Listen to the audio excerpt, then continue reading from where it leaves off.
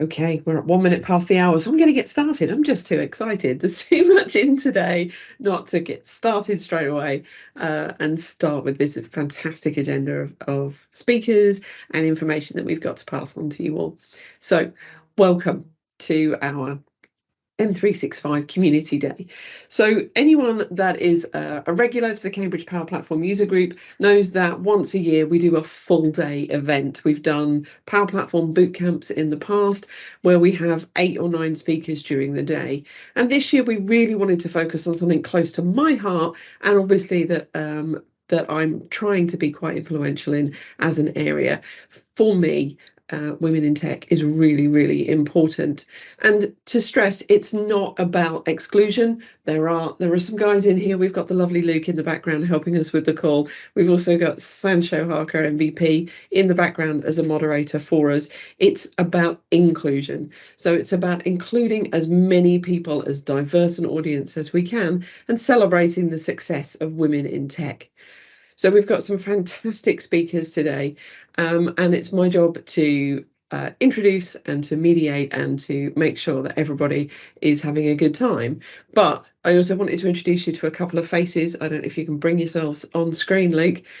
We've got Luke and Amber, the lovely Luke and Amber in the background, working away. There they are. Amber's been dealing with all of our administrative and speaker liaison. Thank you so much, Amber, for everything you do. And Luke is my techie. So he's in the background making sure that everybody that needs to speak can speak and all the presentations are running smoothly. So thank you very much to my fantastic team there in the background. Okay, let's get started. Let's jump straight in.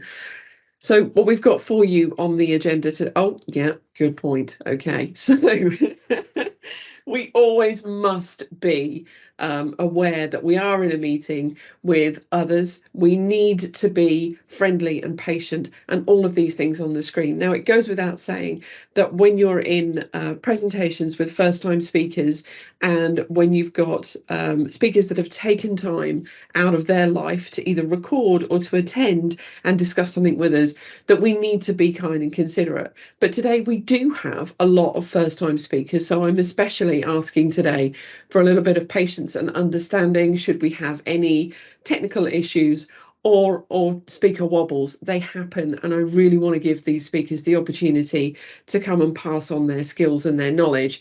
So let's be nice, let's be kind. We are on a webinar, so you can't interrupt the speakers, but we do have chat going down. I say here because it's there for me. We do have the chat going on down the side. Feel free to ask questions during sessions as well. Where possible, and if it's appropriate, I'll interrupt the speakers or Luke will, and we'll ask that question directly of the speaker during session. But where it's more appropriate, we'll leave those questions to the end. If you do put something inappropriate in chat, we reserve the right to remove you from the meeting.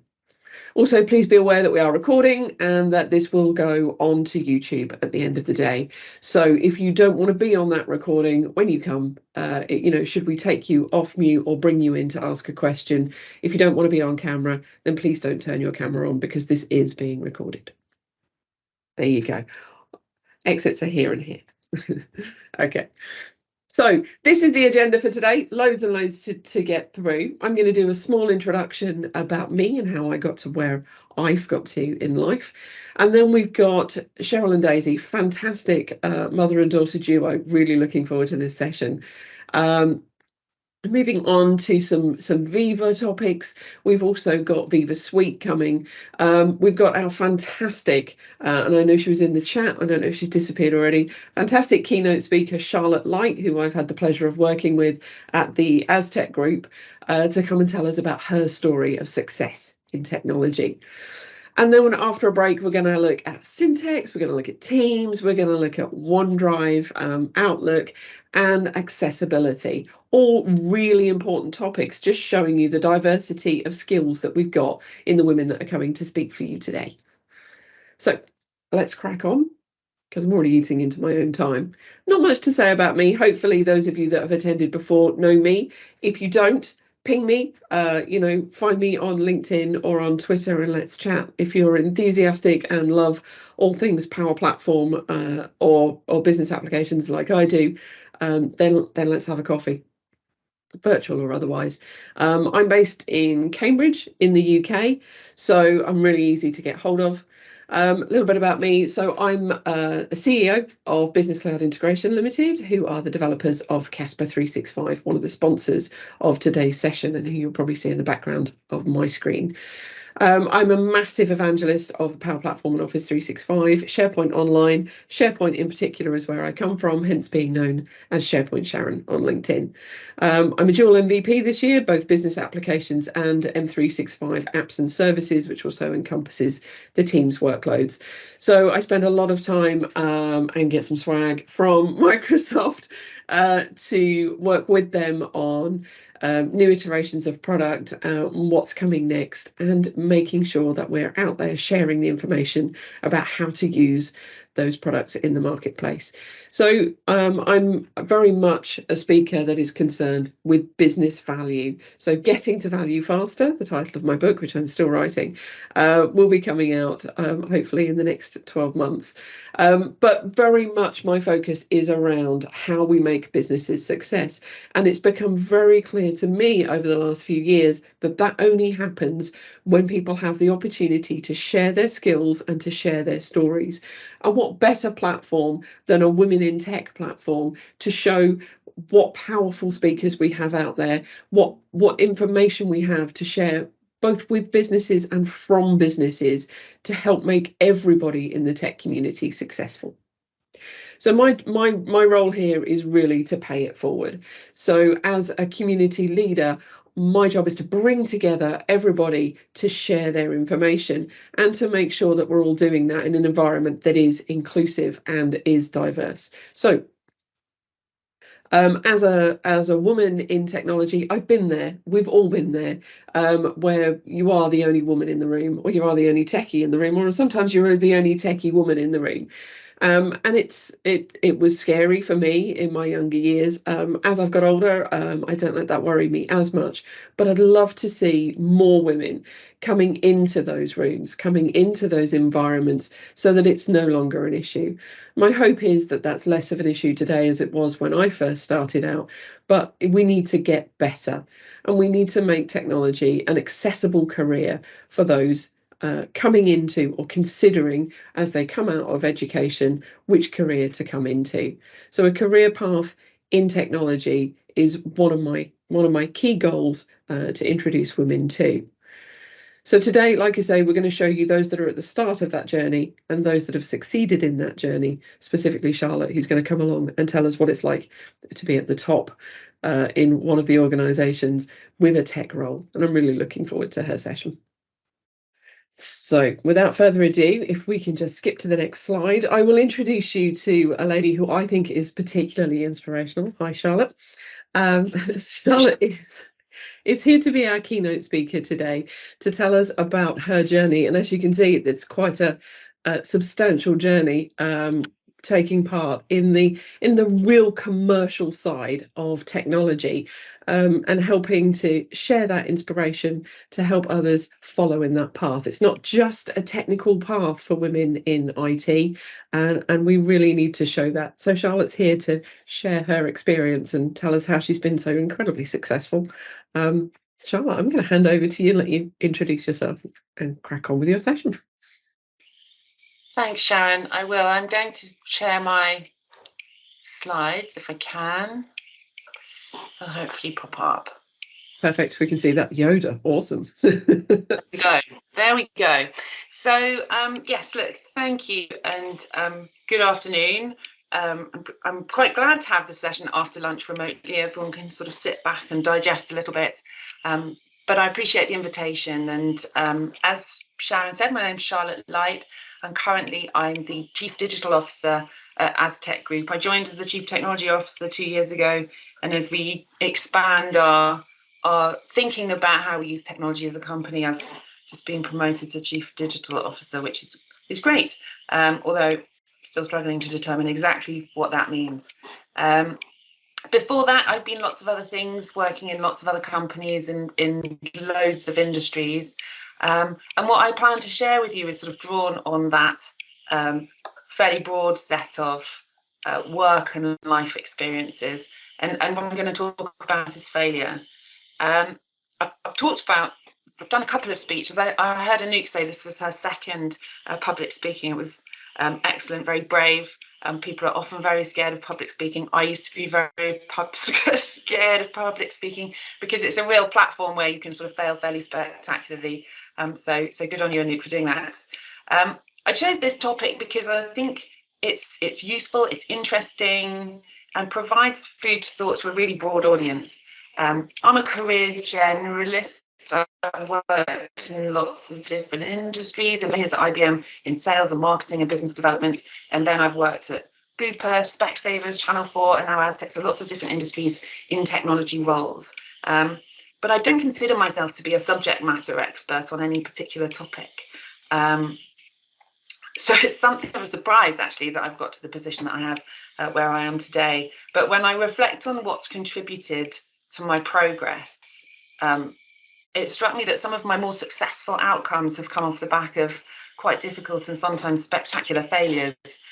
So in my early life and career, I was really quite frightened of failure and spent a lot of emotional and mental energy trying to avoid it, or trying to avoid it by hiding from it or not doing things just in case. But over time and with age and some experience, I've got pretty comfortable with failing. And I've spent a fair amount of time understanding the opportunity that it presents to help with progression. So I'm going to share some, hopefully, to get you thinking about where you failed and feeling a bit better about it, and maybe thinking about, well, actually, how does evaluating that process of failure give me a better chance for success?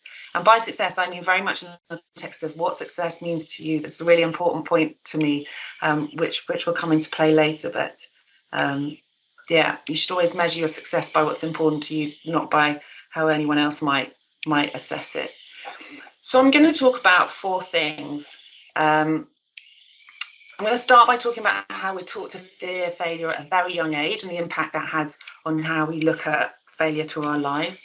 I'm going to share some personal experiences, some very personal failures, which I'm sure will be very relatable, and examine why they happened and the different things that cause failure. Then I'm going to talk about 3 of my favourite famous failures. Not an easy thing to say when you've had a few drinks. Stories of failure which I find are particularly inspirational or resonate with me. And then I will put that in the work context a little bit in terms of failure in business, what causes it, what lessons you can learn from it, and why I think it's important as a facet of career progression and thinking about how you operate within an organisation. I'm not going to talk about how not to fail, because I don't think you can do that. A fear of failure and avoidance just leads to constrained ambition. This is a view on how to embrace failure, learn from it, and use it as a way to better understand yourself and your response to challenging situations. I've done a similar version of the speech previously, also around International Women's Day, because I think it's an interesting dynamic for women. Women often believe they're more scared of failing, are often more open to talking about their fear of failure, but my experience would be men are just as scared of failure, and it's actually a little bit hard for them because it's sometimes harder for them to talk about it or display that vulnerability, whereas it's sometimes more acceptable for women to display a degree of vulnerability. So just an observation there in the context of International Women's Day. So failing has only negative connotations, right? If you look at the synonyms for failure, you've got defeat, collapse, neglect, frustrated. Failed ideas, are described as it was a dead duck, went down like a lead balloon. It was a damp squib. I had to look up what a damp squib was. My mother used to use the term. It's apparently a 19th century explosive device used in mining, which would fail to go off when damp. So there's a new fact for the day. But all the words used to describe failure make you feel flat or bad or sad or disappointed. And from a really young age, we kind of learn failing is a bad thing. So, and there's little nuance when you're young about what's good or bad. Good is a tick, bad is a big red cross. Well, I think these days more happy face, sad face, but the inference is the same. And doing well is rewarded with positive affirmation. Doing badly is met with sort of disappointment from really important people, your teachers, your teammates, or even your parents.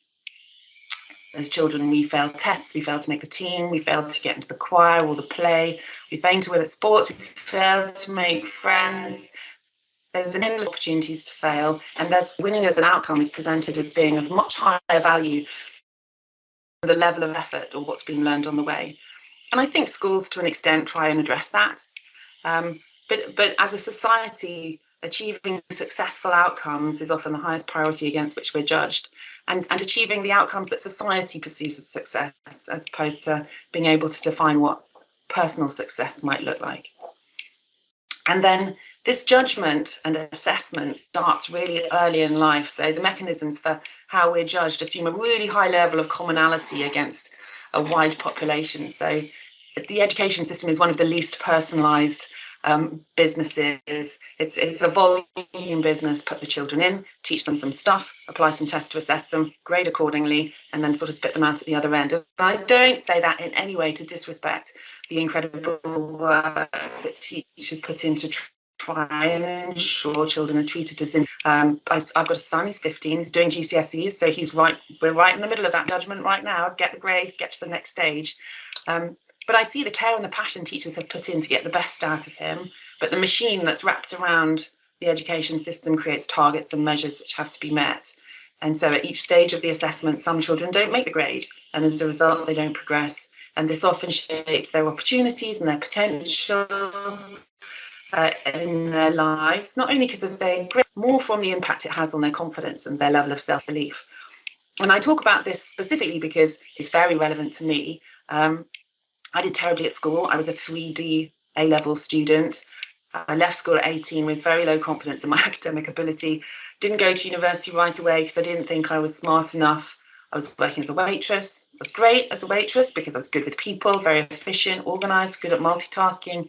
Pay was pretty poor, so I was rethinking my life choices after a year, and with encouragement from my parents, I did go to university. And in that year in between, I'd done a bit of travelling. I'd become really interested in the environment, in global warming and climate crisis. This was sort of back in the late 80s and early 90s when that was a sort of fairly new thing. I was also fascinated by Easter Island and Stonehenge and ancient history. So I found a course in environmental science and archaeology.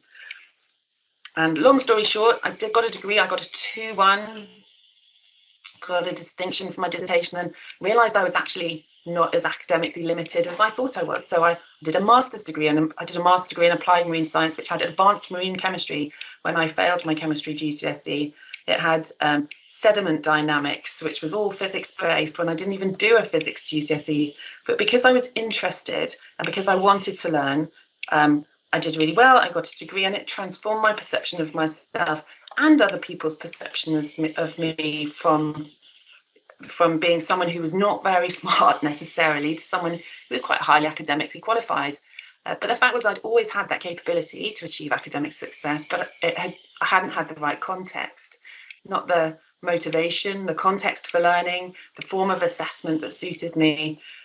And degree education allowed for that deeper focus on narrower subjects with more coursework, research work, dissertation, focus, writing, and then maths and archaeology. So that flexibility to study at different times of day, different formats, all of a sudden my ability to learn was transformed.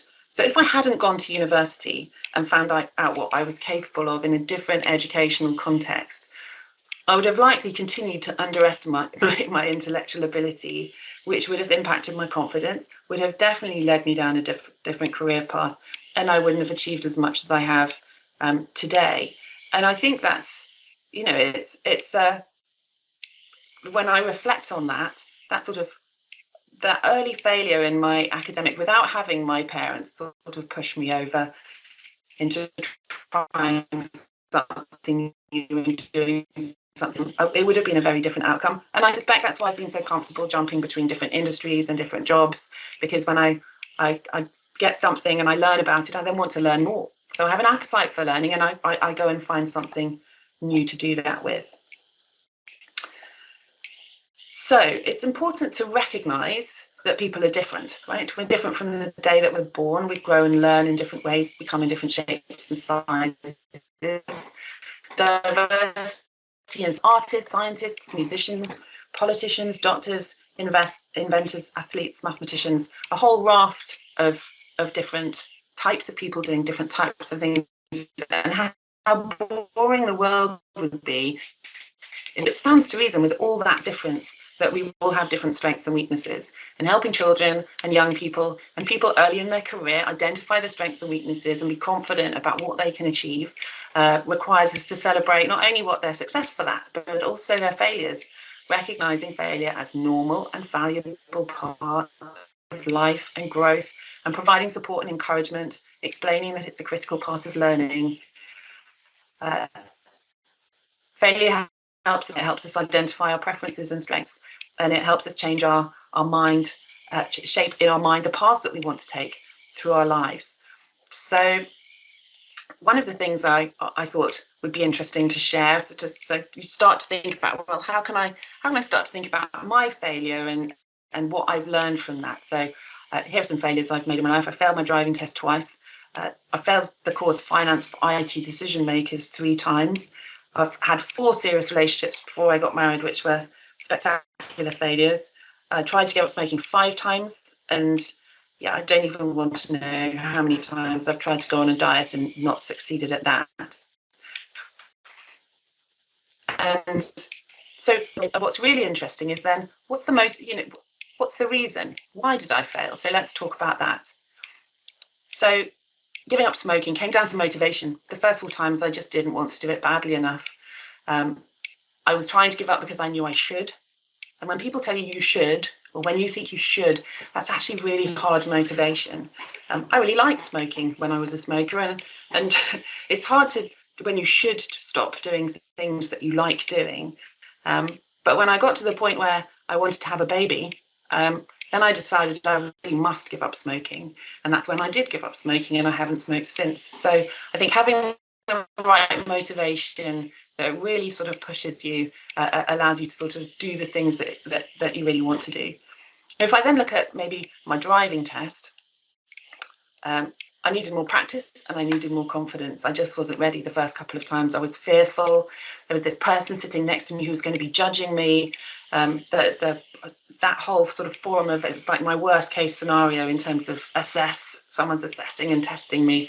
But having failed a couple of times, it became a more familiar experience. Some of the fear evaporated and was removed, and my confidence level increased. And then I passed.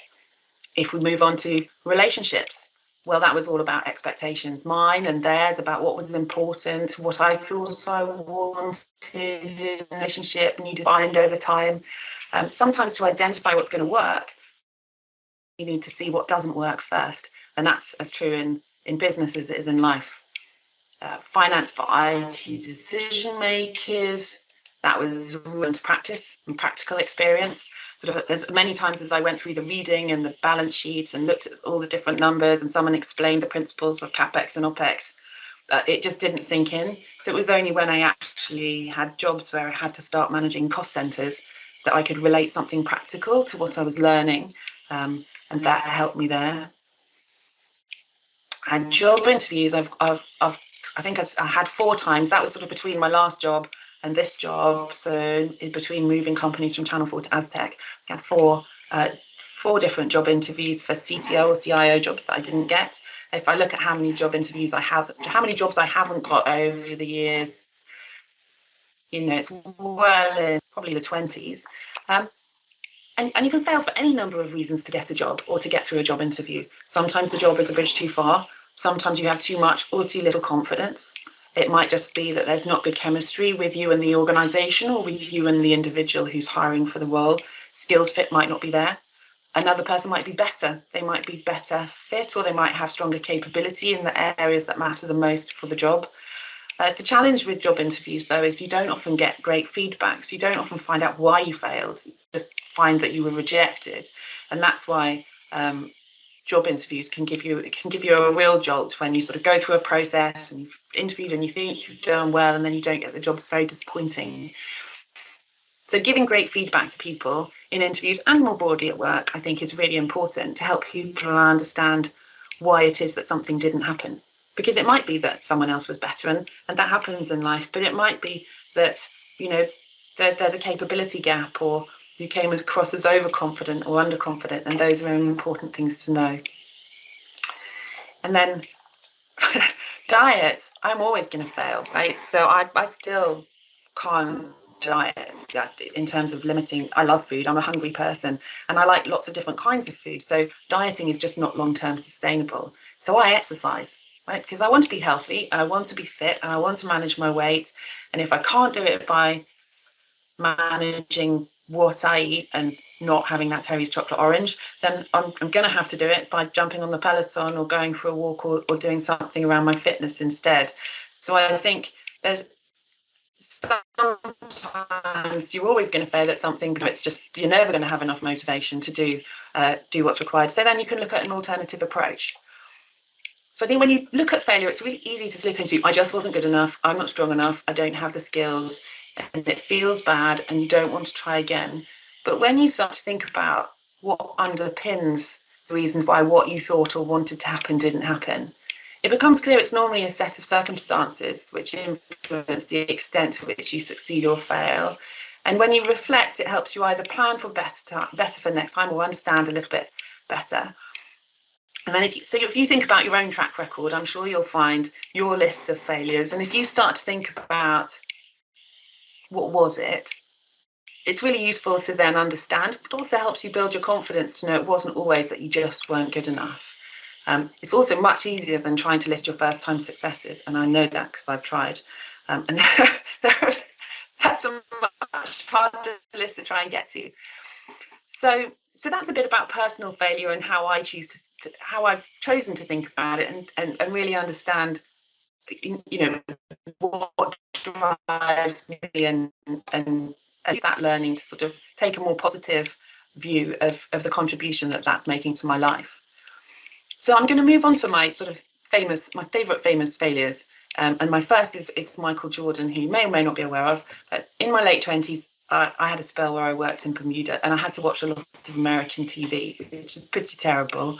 But I became quite hooked on basketball, which is surprising for several reasons. I'm not a big sports fan. I don't come from a family of sports fans. Basketball is not a sport I've grown up with. It's not a UK sport very much. And all the noisy razzmatazz that goes with American sport, I find a bit jarring. It's very British.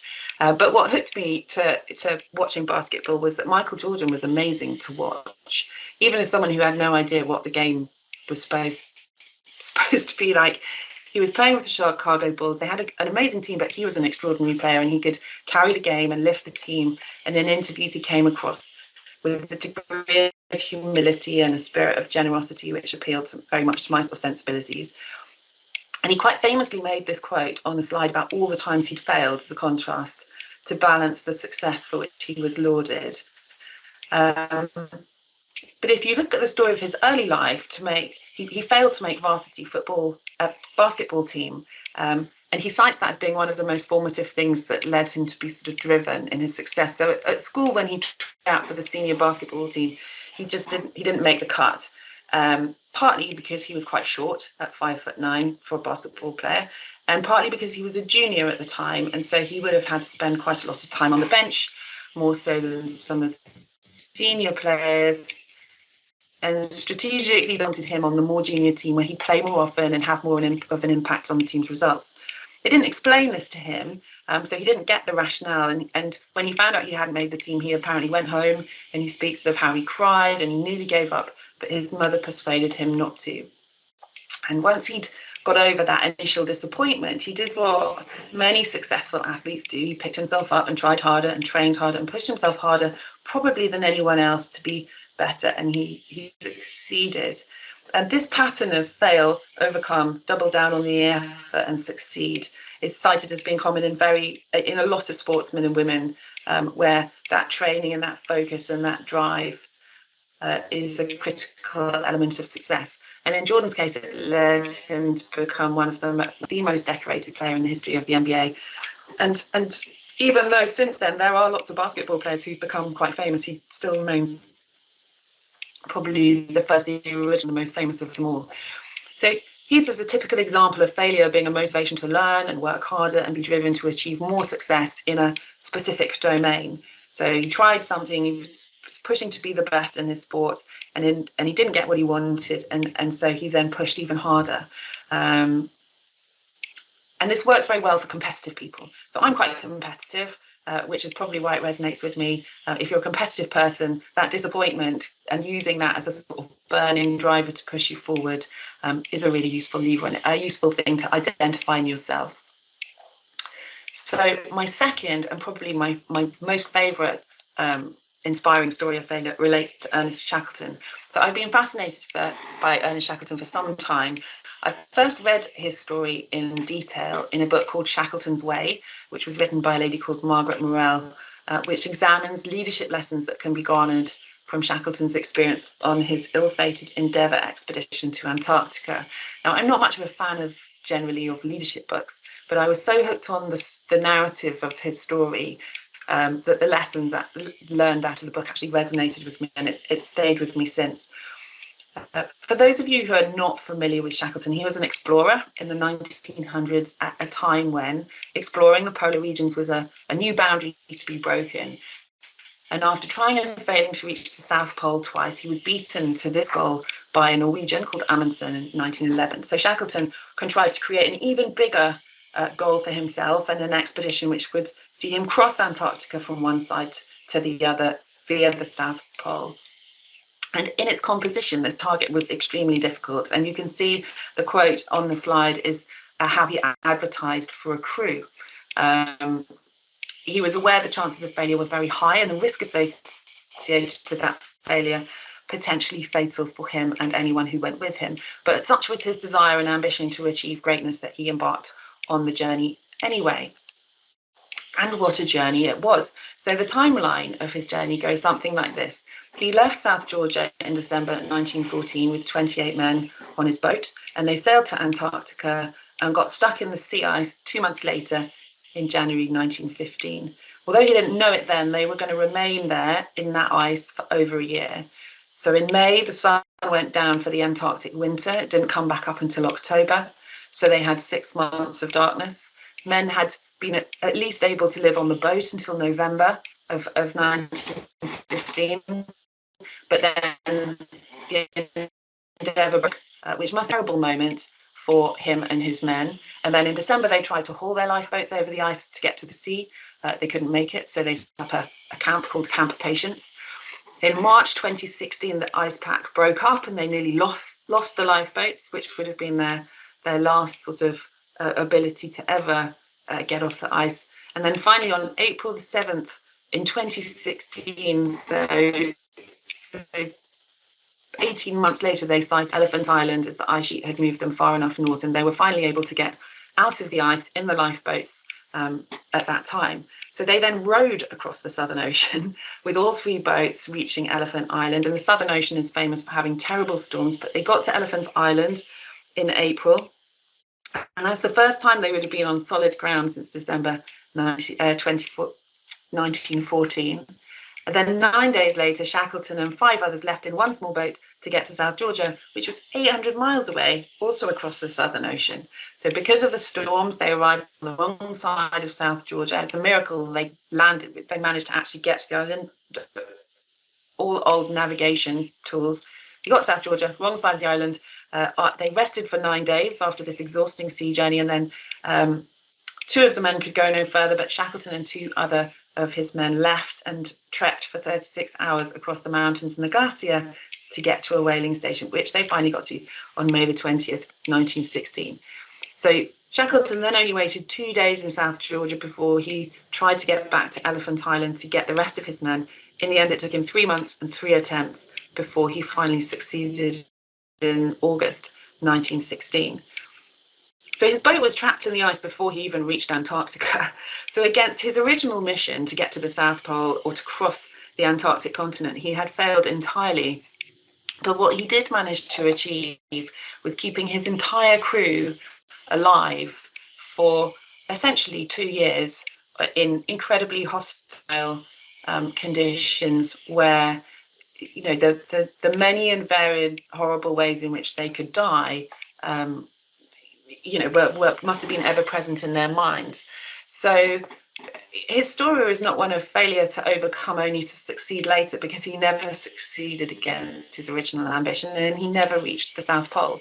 But the success of what he actually achieved as a leader is so much more extraordinary, and is something for which he is now far more better known and more widely remembered and respected, that that I just think it's an extraordinary story of how you can move things forward. The other interesting part of the story from a leadership perspective for me is that Shackleton would have failed if he hadn't had his captain, Frank Worsley, and his second in command, who was also called Frank Wild. So Worsley was an incredible seaman in terms of being able to navigate by the stars and track the ocean currents and have an awareness. So without his navigation skills, both sequences would have failed. And then when Shackleton had to leave his men on Elephant Island, the ones that weren't going with him, which must have been, they didn't know, they must have thought he's never going to make it 800 miles in a small boat. He left Frank Wild, who was a really strong sort of man leader, to wait. And the combination of having those really strong people around him was what enabled him to be successful. So really extraordinary story. I would absolutely recommend the book. But a great example of how, out of failing to achieve something you originally set out to achieve, you could do something so much more incredible and actually learn a huge amount of valuable lessons along the way. I could talk about Shackleton all day, but I won't. I'll move on to my third famous failure, which is, surprisingly, Charles Darwin, arguably one of the most influential scientific minds of the 19th century, famously established the theory of natural selection, that all species in life descended from a common ancestry, and that's detailed in The Origin of the Species, the papers that he wrote. He was, like me, a poor student at school. He dropped out of university twice because he was too distracted by his theories to finish his studies. At that time, this was really frowned upon by his father and society. And in his autobiography, Darwin said, "I was considered by all my masters and my father a very ordinary boy, rather below the common standard of intellect." So as he developed his scientific theories, he ran up against the establishment, both scientists who considered him not to be an academic and theologists who had entirely different views about evolution. But in the fullness of time, and just within his lifetime, his science did achieve recognition for what he discovered. And in modern times is one of the most significant scientific minds in history. So once he presented his theory of natural selection, where he had correctly identified that offspring inherited their parents' characteristics, he tried to sort of work out and show how this had happened to underpin his next set of analysis. And he developed a theory which he called pangenesis, which was, and forgive me, I'm grossly oversimplifying, it was based around the principle that gemmules being emitted by each part of the body contributed to cellular inheritance, which is clearly completely wrong, and all his experiments failed. But he did continue to investigate until he died to try and establish, what is it that causes this genetic inheritance? So sure was he that it existed. And it wasn't until Watson and Crick identified DNA in 1953, long after he died, that genetic inheritance was more fully understood. So he himself did not view his life's work as a failure, and he did what he loved and succeeded. But his nonconformist approach to his work and the controversy of his theories diminished his perceived success in his time. So I think these are three really interesting choices, and they resonate with me because they talk to having the grit and determination to try harder and be better when you don't feel good enough. Being ambitious but open-minded about your goals, adapting, changing and learning from mistakes as being a really useful process for achieving potentially different success to what you started out to. But then measuring success against your own ambition and aspiration and values, and not allowing your success to purely be measured by other people's. That last one's the hardest.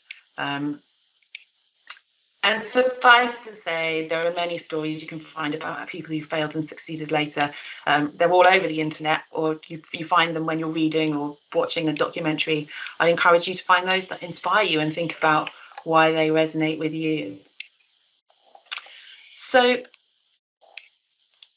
The reason I spend quite a lot of time talking about personal failure and famous failures, largely outside the business context, is in my own process of growth. I've found recognizing, understanding, and getting comfortable with failures in a personal life and seeing that they happen all the time has helped me then apply that approach more easily and rationally in my professional life, where failures can feel a lot more difficult to deal with. Failure in business can happen at all levels. Individuals can fail, initiatives, teams can fail, whole companies can fail. Sometimes, and most often, the consequences of those failures are difficult and they're uncomfortable, but not terminal. So it's a bit different if you're a lawyer, where the job is that you're required to try and win every time, or a doctor, where the implications of some of your failures could be potentially very serious. But in broad terms, in the business context, most failures are rarely the end of the world, but they can feel very, very difficult at the time. And so to sort of focus on failure in business, I've picked some examples of the sources of failure that I've seen fairly regularly in my career.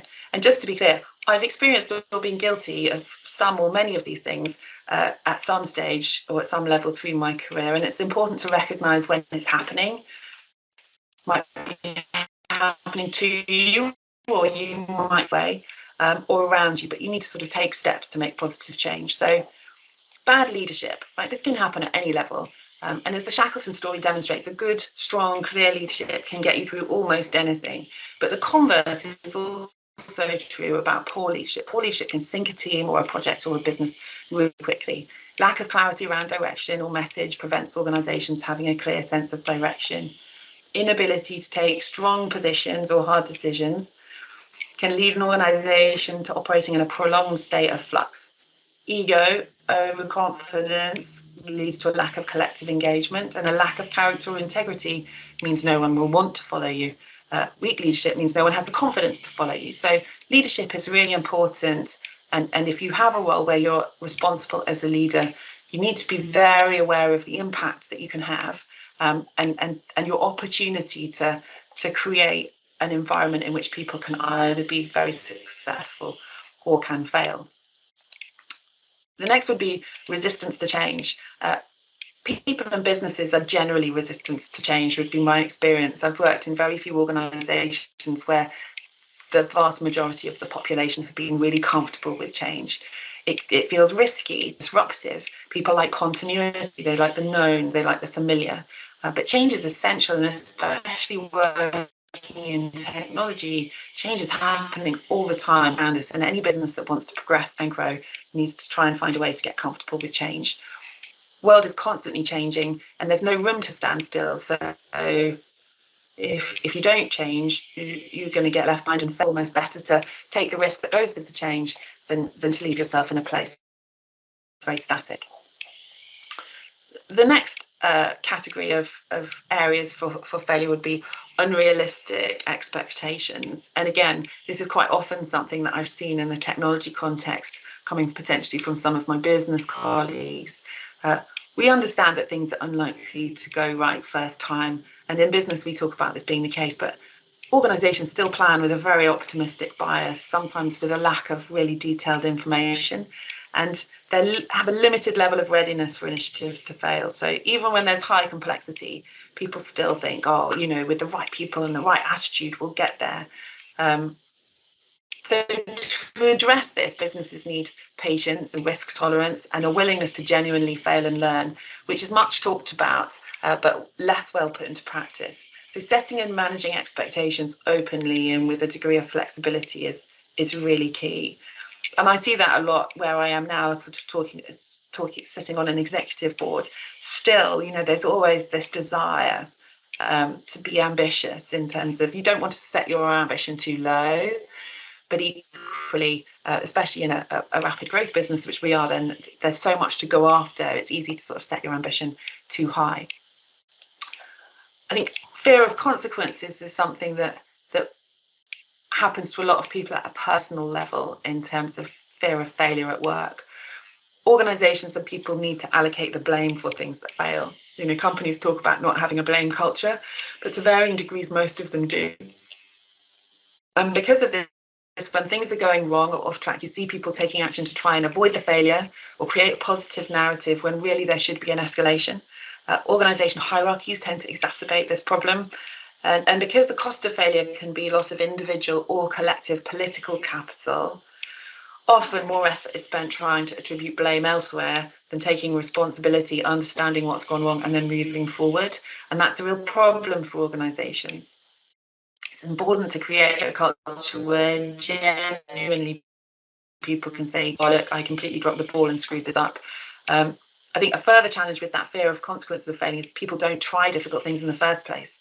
So the scale of ambition, the organisation has expectations this big, but people's desire to go after them sort of becomes constrained because it's like, well, I can see the potential, but I don't want to be the person that sort of screws that up. So I think there's a whole piece around, fear of consequences, poor planning. Rushing into poorly thought out projects and initiatives with insufficient planning is probably the single biggest cause of failure on projects and initiatives, certainly tech projects and initiatives that I've seen. Planning is used for time, scope, benefits, dependencies of most business strategies and business cases and the work that follows. And insufficient time in the planning leads to wrong assumptions being made and outcomes that don't meet with expectation. And I've just seen that over and over and over again. So the investment, if you're doing something difficult, in spending some time really thinking it through up front is a really important part of the process of minimizing the chance that you're going to mess something up really substantially. And if we look at why is it that these things cause business failure, weak leadership typically was, it's a lack of confidence or overconfidence. In terms of resistance to change, that comes where people are inflexible or too fixated on a particular approach. Needing things to be right first time. We want things to be right and don't spend enough time thinking about what's required. We don't have realistic expectations about what might happen. Fear of consequences is both bad motivation for individuals to make really bad choices, and poor planning just leads to a lack of preparedness and not enough thought has been put in. So these are hard problems to solve, but understanding the causes of failure and understanding these causes won't stop failure from happening, but understanding the root causes and considering what's driving people's emotional response can help you take preventative steps or create an environment or positive action that increases the chances of success for everybody. So I'm just going to have a final set of things to leave you with in terms of sharing some of the lessons I've learned in how to use failure to move forwards. So reflection. It's important to take time to reflect on yourself, the situation, what went wrong or what didn't go right. Was it you, the situation, someone else? What could you have done differently? Would that have led to a different outcome? It's useful to look at and examine what went wrong so you can pick out the value for next time. Then there's a kind of recovery. You need to be kind to yourself and give yourself some space to get over the disappointment and then learn about what it was. I've had some crushing failed interview processes where you go through sort of like 3, 4, 5 interviews and you get to the last stage. It's you and one other person, the job goes to the other person, and all of your invested effort. It's difficult. You need to take time to sort of just think through the process and recover from the disappointment. Another example would be had a particular project at one of the companies I worked at that went really badly wrong, and there were legal issues and it was a whole wrangle. And by the time it was finally resolved, I was exhausted and I needed to take some time to just sort of let the stress and anxiety of all of the pressure subside. And part of that is about having coping mechanisms. So they can help you recover more quickly. So exercise or a walk or a duvet day or wine. There's any number of coping mechanisms that you can turn to that aid your recovery. And journaling is something for me. It's helpful to just write down, what's in your head so that it comes out of your head and onto a piece of paper. It's also important to have support both, and you need to find your best support network, whether it's at home or at work, people you can trust to be a bit vulnerable with and share your failure. people don't talk about lots of things in life that make them sad or scared or vulnerable, and it's important to find people that you can trust to share that with. There's then a little bit about having some tenacity. Get up, get going, be persistent. If you fail once and stop, you won't know whether you could have succeeded if you don't. Sometimes hard when you've had a really big failure to try again. But when you do, and if you subsequently sort of succeed, that makes it all the sweeter for the fact that you've had to work through some of that challenge. And then, developing some resilience. It hurts when you fail, but it hurts a little less the next time and the next time. And until you sort of get comfortable with that failure or rejection and find that part of the learning process, it makes you more resilient to the point where actually, something can fail and it becomes a point of curiosity as opposed to a point of disappointment. It's like, oh, that's interesting, that didn't work, as opposed to, oh no, that didn't work. And then finally, sort of empathy. Accepting your own failings, recognizing and learning from them helps you be way less judgmental of other people. So, if you sort of close yourself off to the fact that you're failing, you see other people who fail, it's like, oh, look, they failed, I wouldn't have failed, because you haven't got in your head, you haven't accepted enough about or thought enough about the ways in which you're not perfect, because let's face it, nobody is perfect. So having a clear set of tools really helps put some structure around dealing with the negative thoughts and self-doubt that can come from failing, and finding value and insight can help you use those negative experiences to help you move forward and turn them into positive, formative experience. That's my list. They're the things I've learned from failure. By all means, make your own list when you sort of reflect on it. And so in closing, I guess 3 things which I think are really important from a business perspective, but also from a life perspective.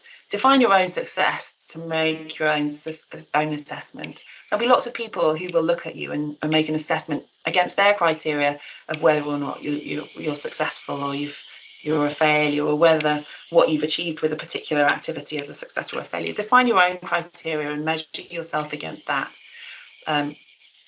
You can allow failure to hold you back, or you can use it to propel you forward. A lot of people for a long time, and especially when you're younger and especially early in your career, you do allow it to hold you back because you see it as a reason why you're not good enough to go forward. If you embrace everything that you've learned from the times when you haven't necessarily succeeded and then think about, okay, how can I do that differently next time? You can use that to grow your confidence, because even if you fail again on the same thing, you'll have learned a little bit more, and you learn a little bit more, and those experiences collectively move you forward. And then in how you choose to perceive failure, it's a choice, and it's your choice.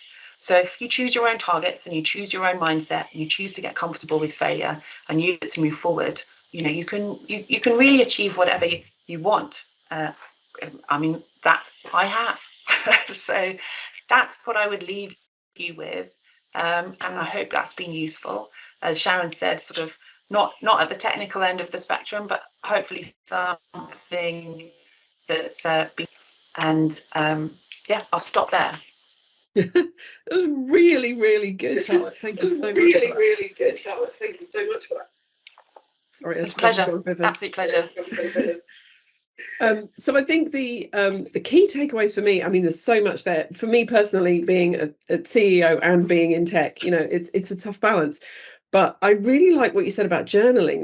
That's kind of really familiar to me, because I know that I talk about everything with my hubby. We're in the same business together, and that works for us. But sometimes when you say something out loud that you've been thinking in your head, it just sounds really stupid, right? It sounds like, why am I beating myself up about that? So I really love the idea of journaling it, because then it's still intimate, it's still personal, but you've kind of shared that with the sensible yourself and kind of given you the ability to almost forgive yourself for having a crazy thought like that. Yeah, and look, I have a journal next. I don't do journaling every day, but especially if there's something going on at work that's running for a couple of weeks, and I wake up at 2 o'clock in the morning thinking, I've got to negotiate this contract, or what if this happens, or what if that happens? I just write it down, and I just find that process of writing it down. Or sometimes I'll wake up and feel great, and I just want to I feel great today, because I almost want to be able to remind myself I felt great on that day. And then the next time when I'm feeling not so great, I can look back and say, I know, but I was feeling great on the 12th of February.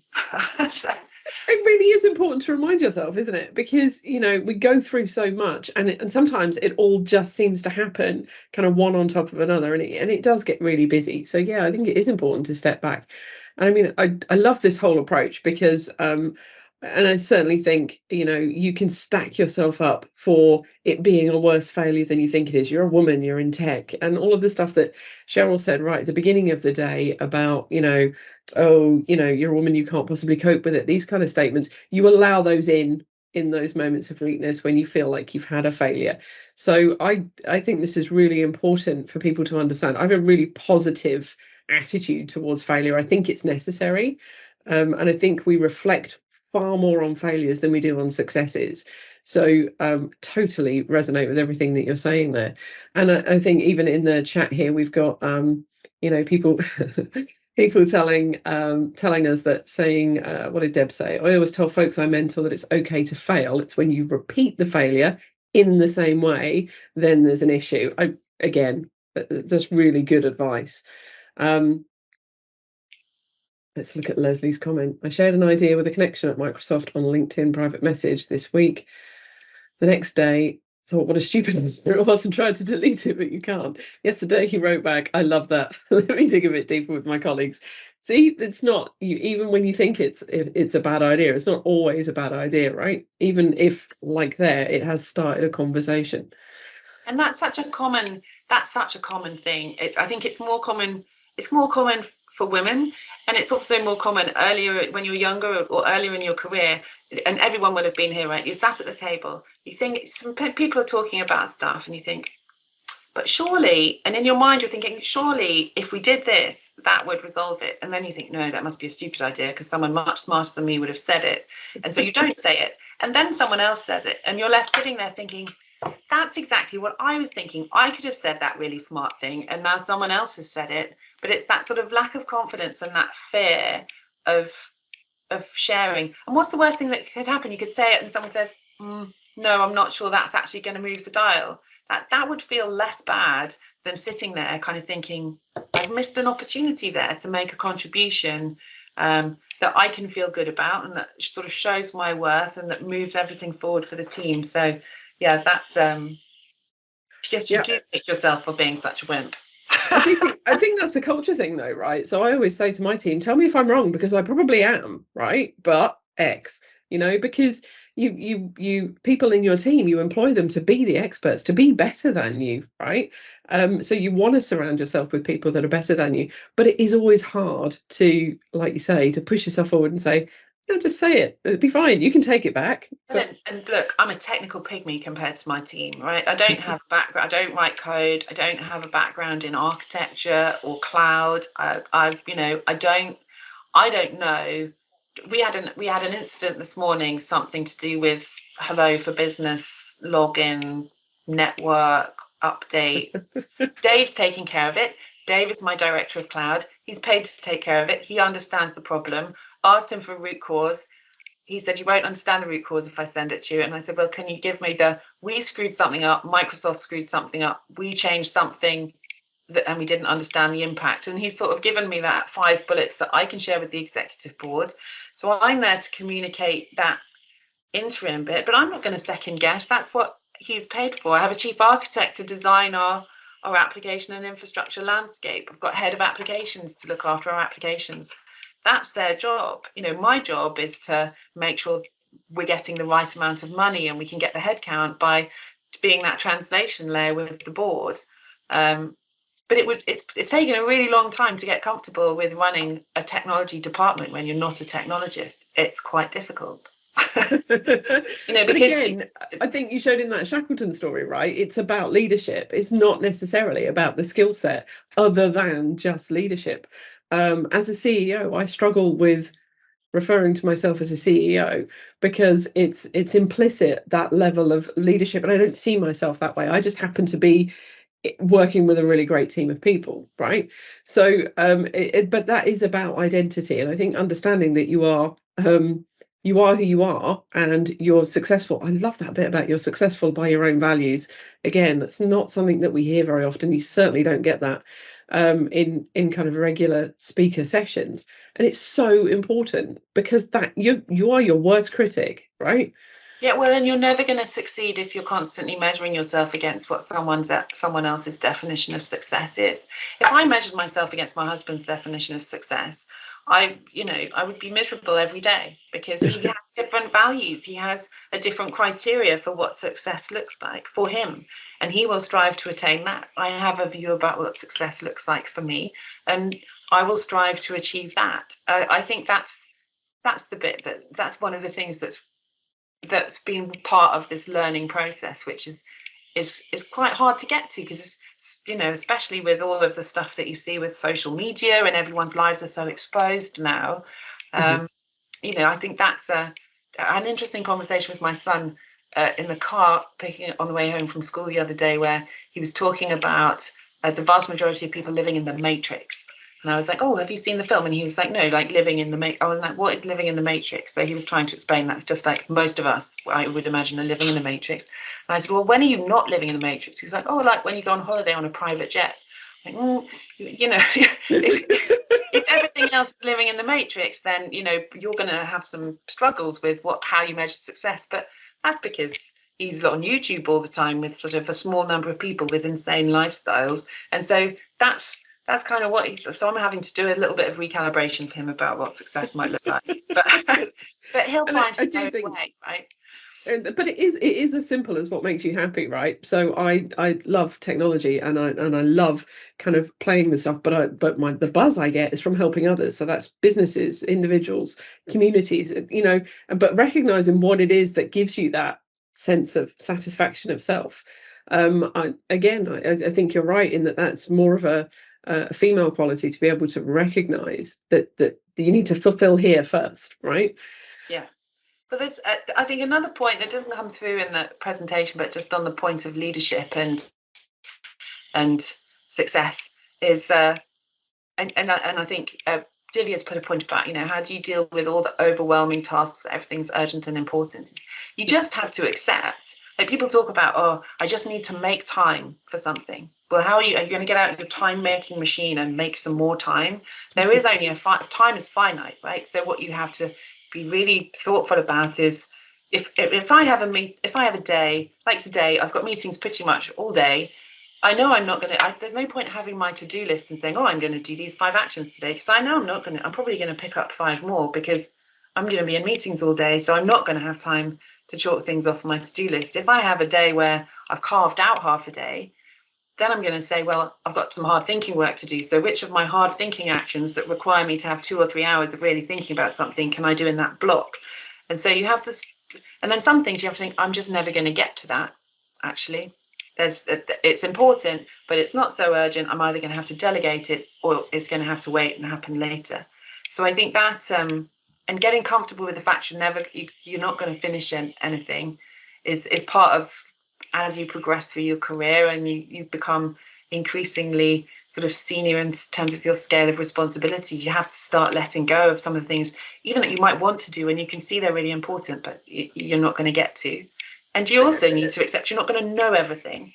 So I used to sort of, in my more junior roles, look at the executive board and think, oh, these people, they must have brains the size of planets. They must know everything to be able to deal with the difficult decisions they have to make and answer all of these questions and speak so articulately.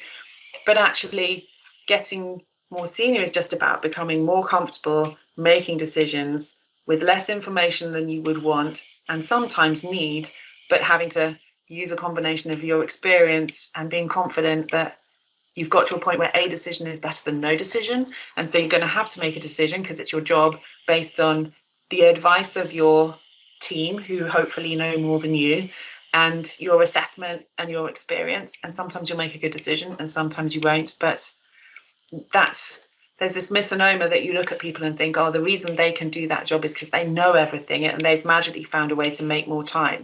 And neither of those things are true.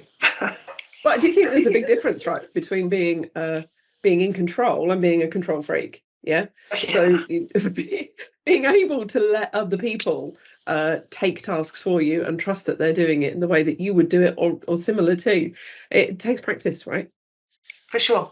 And experience. Like, there is no, I was 50 last year, and I definitely think there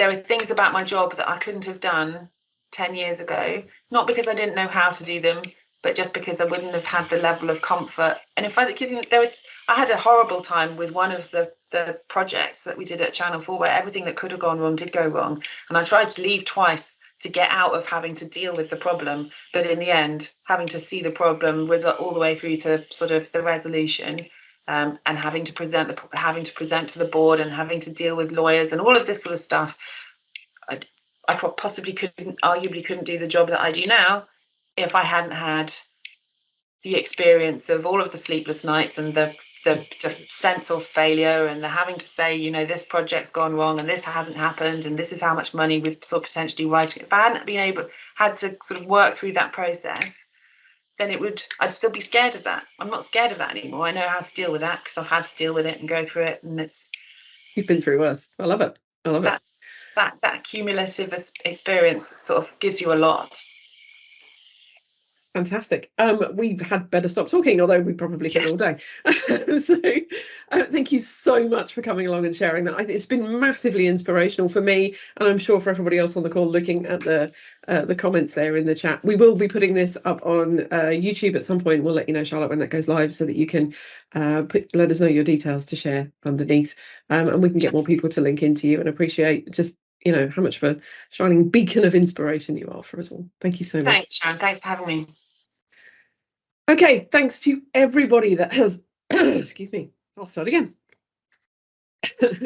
Okay, thanks to everybody that has attended today. Thank you to my team in the background. We have the lovely Luke and Amber, who have been moderating all day and doing all the speaker prep for us. We have Sancho Harker also in the background, who has been in the chat and helping out with any questions during the course of the day. And it's been an absolute delight to be your host or hostess for the Cambridge Power Platform Women in Tech event.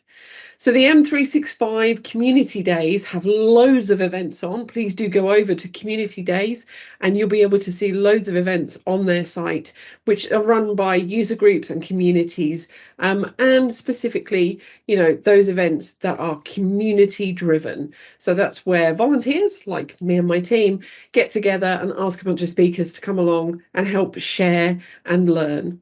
So, as I said, it's been a fantastic day. Thank you to all of our speakers. We'll put all of the sessions up onto YouTube for you. Hopefully they'll be there before International Women's Day, which I think is about midweek on the 8th of March. And thank you so much for attending. We really appreciate your time here. And once again, see you soon at the next event.